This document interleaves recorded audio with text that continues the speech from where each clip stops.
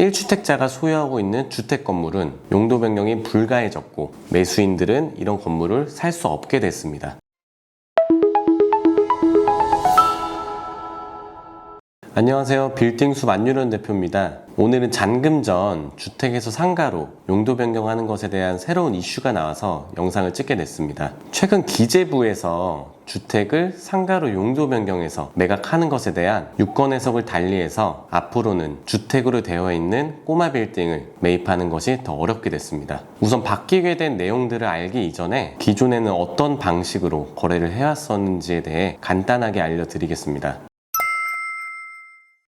기존에는 1가구 1주택을 보유하던 주택 건물을 매각하는 매도인들은 주택 상태 그대로 매매 계약을 체결하고 특약의 매수인의 요청으로 인해 잔금일 전까지 건축물 대장상 주택으로 되어 있는 모든 부분을 근린생활시설로 용도 변경하는 것에 동의하며 이와 관련된 절차와 비용은 매수인이 부담한다 라는 문구를 삽입 후 거래하게 되면 양도 시점, 즉 잔금 수령 및 소유권 이전을 하는 시점에 비록 상가로 바뀌어 매각을 하게 되더라도 매도인은 계약 당시인 주택으로 인정받아서 1가구 1주택의 혜택인 비과세 혜택과 장기보유 특별공제 등을 모두 받을 수 있었습니다. 그리고 반대로 매수인의 취득 시점은 계약 체결 시점이 아니라 잔금 청산일, 즉 소유권 이전을 하는 그 날로 보기 때문에 상가로 취득할 수 있어서 취득세 중과와 주택에 대한 대출 규제를 모두 피할 수 있었기 때문에 서로 손해보지 않는 거래를 해올 수 있었습니다.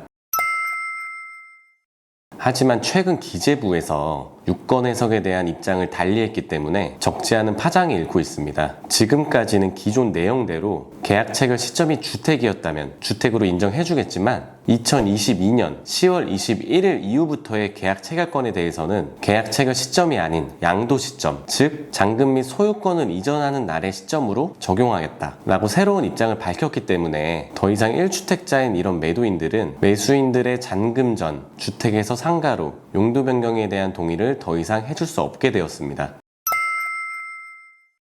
그렇다면 앞으로는 어떻게 될까요? 우선 1주택자인 매도인들은 비과세의 혜택을 절대 놓칠 수 없기 때문에 잔금 전 용도 변경에 대해서 동의해줄 수 없게 됩니다. 하지만 반대로 매수인들은 예나 지금이나 상가로 취득을 해야 되기 때문에 이러한 매도인들의 입장과 서로 충돌하게 되겠죠. 1주택자인 이러한 매도인들은 비과세 혜택을 결코 놓칠 수 없기 때문에 주택 상태를 그대로 떠안아 줄 수 있는 매수인들을 찾게 될 것이고, 하지만 현실적으로 매수인들은 이러한 물건들을 매입을 할 수가 없게 됩니다. 그렇다면 여기서 왜 매수인들은 주택 건물을 매입을 못하는 걸까요? 첫 번째로 취득세 중과입니다. 대부분 건물을 매입하시는 분들이라면 모두가 다 그런 건 아니겠지만 1주택 정도는 있으신 분들이 많이 계세요. 하지만 이런 서울의 과밀억제권역에서 기존에 1주택만 보유하고 있더라도 과밀억제권역의 주택을 매입하게 되면 바로 다주택자가 되기 때문에 상당한 취득세 중과가 일어납니다. 여기서 법인으로 매입할 경우에는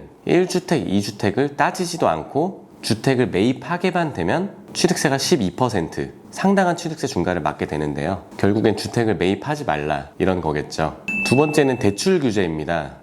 일반적으로 상가 건물에 비해서 주택을 매입할 때는 상가에 비해서 대출이 현저하게 적게 나오거나 아예 안 나올 수가 있습니다. 그리고 한 가지 더, 대출 규제의 일환인 RTI라는 규제 때문인데요. 이전 영상에서도 다루긴 했지만 임대 수익률이 저조하면 대출 규제를 상당히 많이 받게 되어 있습니다. 하지만 이는 법인에는 적용이 안 되죠. 많은 대출을 받아서 건물을 사려는 꼬마 빌딩의 특성상 실제 법인을 운용하시는 분들이 아닌 개인의 경우에도 요새는 대부분 법인을 신설해서 법인으로 매입을 하는 게 통상적입니다. 그러면 어떻게 될까요? 법인으로 매입하게 되면 대출 규제를 받는가 동시에 취득세는 12%를 적용받게 됩니다. 같은 건물이더라도 이런 주택 건물을 살 이유가 전혀 없어지는 거죠. 한마디로 앞으로 1주택자가 소유하고 있는 주택 건물은 용도 변경이 불가해졌고 매수인들은 이런 건물을 살 수 없게 됐습니다. 그러면 우리는 어떻게 해야 될까요? 첫째, 주택 건물을 법인이 소유하고 있거나, 둘째, 주택 건물이 다세대 주택이거나, 셋째, 단독주택이더라도 매도인이 다른 데의 주택을 더 소유하고 있어서 이미 다주택자일 경우, 이런 경우들에 한해서 종전과 똑같이 매도인의 동의를 받아서 잔금 전에 주택에서 상가로 용도 변경을 하고 진행할 수 있는 물건들 위주로 거래가 될 것이다 라고 보여집니다. 또한 이미 주택이 아니라 근생 건물로 이미 되어 있는 경우들의 물건들은 매입이 상대적으로 더 용이해졌기 때문에 가치를 더 바랄 수도 있겠죠. 아직 이러한 내용들은 바뀐 지 얼마 안 됐기 때문에 투자자뿐만 아니라 아직 중개인 분들도 잘 모를 수가 있습니다. 꼬마 빌딩을 매입하려는 예비 투자자분들께서는 매입하려는 꼬마 빌딩에 주택이 포함되어 있을 경우에 잔금 전 용도 변경이 정말 가능한 물건인지 필히 체크를 하시고 그러한 물건들 위주로 검토를 하셔야 됩니다. 물론 이미 전체가 근생으로 되어 있는 상업용 건물은 해당 사항이 없겠죠. 마지막으로 정리 한번 해드리겠습니다. 우선 매도인의 입장입니다. 1가구 1주택자인 매도인들은 혜택 상실로 인해서 용도 변경에 대한 동의가 불가해졌기 때문에 사실상 거래가 힘들어졌습니다.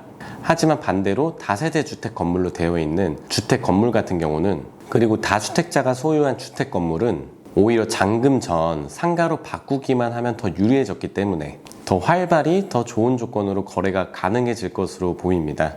법인이 소유한 주택 건물도 마찬가지긴 한데 그런 경우들은 사실상 많지는 않을 것 같아요. 다음은 매수인의 입장입니다. 매수인의 입장은 사실상 변한 게 없습니다. 예전이나 지금이나 취득세 중과와 대출 규제로 인해서 여전히 주택이 아닌 상가 상태로 취득을 희망하는 건 똑같고요. 거기에 RTI 규제로 인해서 현실적으로는 개인보다 법인의 취득이 더 월등히 많을 것입니다. 물론 최근에 15억 이상 고가주택에 대해서도 LTV를 50% 완화한다는 발표가 있긴 했었죠. 하지만 이런 고금리 기조가 이어지는 상황 속에서 대출 이자에 대한 부담이 매우 늘었고 앞으로 얼마나 더 오를 수 있을지 알 수 없는 이런 상황 속에서 얼마나 큰 실효성이 있을 것이냐, 이건 좀 더 지켜봐야 할 부분일 것 같습니다.